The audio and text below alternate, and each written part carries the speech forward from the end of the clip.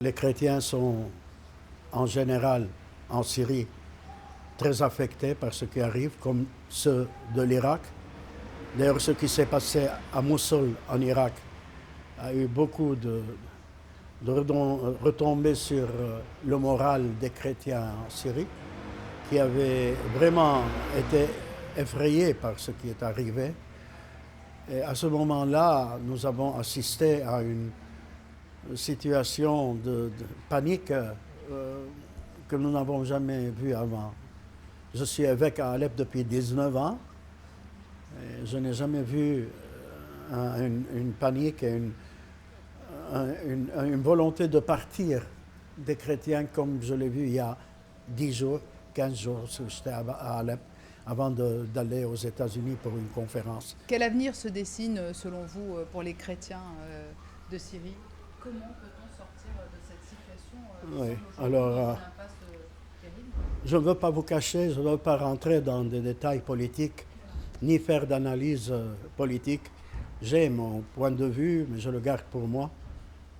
Mais comme vous dites, je peux vous dire quel avenir pour les chrétiens. En fait, il y a un mois, nous étions très préoccupés avec Daesh qui était rentré en Irak, avec cette grande afflux, et puis tout ce qui s'était passé à Mossoul, tout ça, on était préoccupés.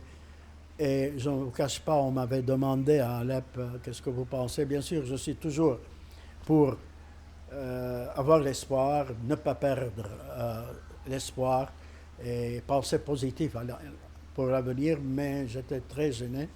Et je répondais à mes fidèles, patientez, il faut patienter un peu. Et ce n'est que les mois qui viennent qui nous permettront de voir un peu plus clair. Maintenant, vous me posez une question. Je dois dire que je suis un peu moins préoccupé qu'il y a un mois, surtout qu'il y a eu cette coalition. Au départ, j'avais peur que cette coalition ne soit un stratagème pour encore renverser ce qui tenait encore. Mais je me rends compte maintenant que c'est vraiment une coalition pour faire face au fondamentalisme, aux djihadistes, à l'ISIS.